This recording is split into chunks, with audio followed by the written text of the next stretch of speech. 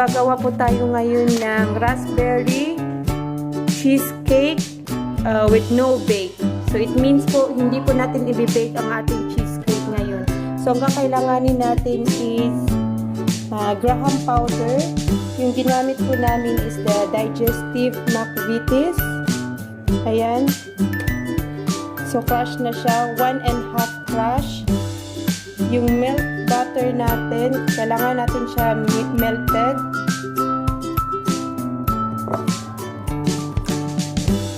One-half cup of melted butter. Tapos yung sugar natin, yung ginamit namin is cane sugar. 1/3 cup of cane sugar. Tapos 1/2 teaspoon of cinnamon powder. Yan. So sa filling naman natin, ang gagamitin natin ngayon na cream cheese is Philadelphia. So gagamit po tayo ng mga 360 grams. Yan, dalawa, kasi tag 180 grams per each. Tapos 1 pint of heavy cream. 2 teaspoon of lemon juice. And 1/3 cup of granulated sugar. Tapos yung toppings namin, ngayon napili namin is the American Garden topping and filling red raspberry. So try namin ngayon ang raspberry.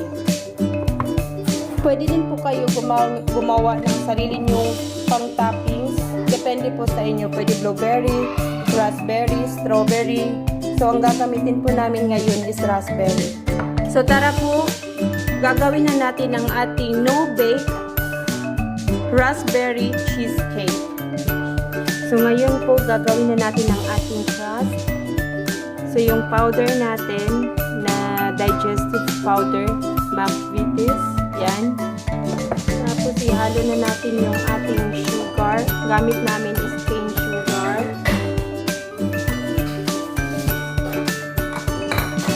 Yung 1/2 teaspoon of cinnamon powder.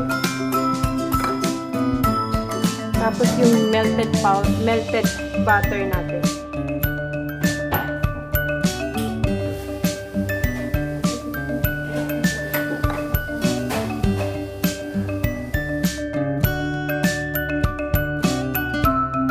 Sa ating biscuit, any graham biscuit po pwede siya. Pero sa amin kasi, pinipili namin yung digestive kasi nga pang ano siya, malakas yung source of fiber niya.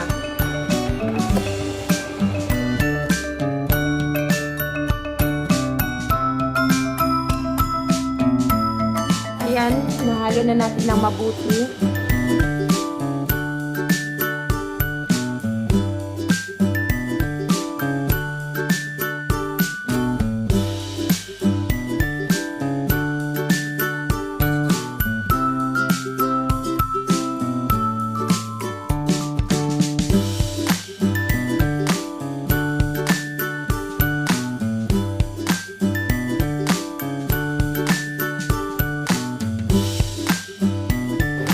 So, ilagay natin yung biscuit natin sa ating baking pan for cheesecake baking pan.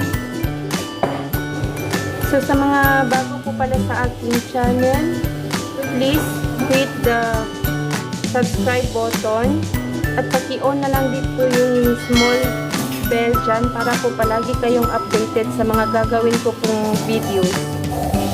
So, ito po siya. Actually, nakagawa na ako ng blueberry cheesecake, pero naka-oven yun siya. So, ngayon, nagtatry na naman ako gumawa ng no-bake cheesecake.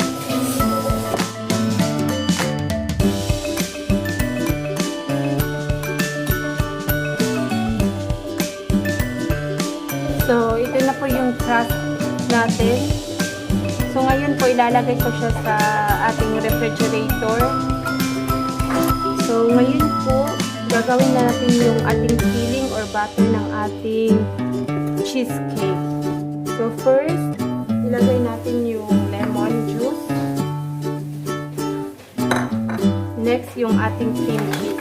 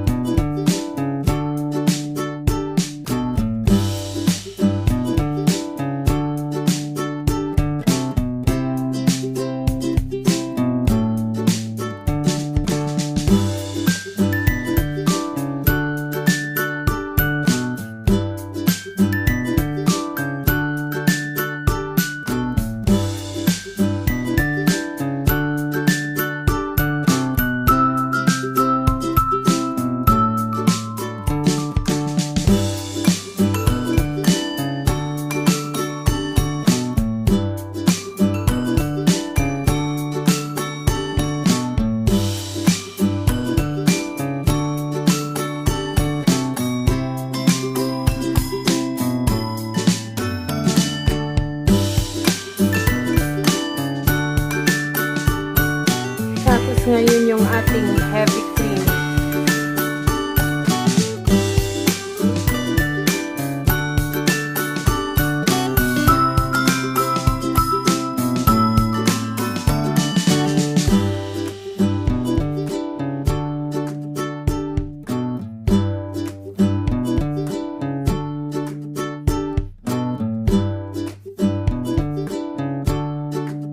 Tapos yung ating sugar, slowly lang paglagay.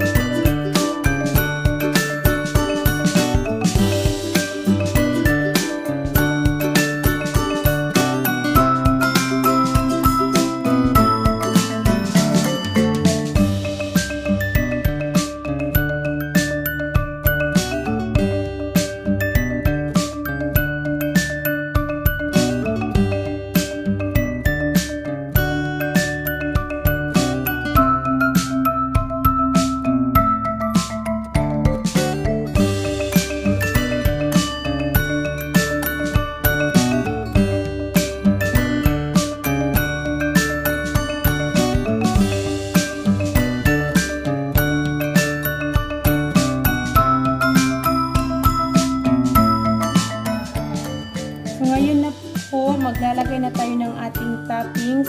So, napili po namin na toppings for today is the red raspberry. So, ang brand po na pinili namin or nagustuhan namin sa mga toppings, American Garden.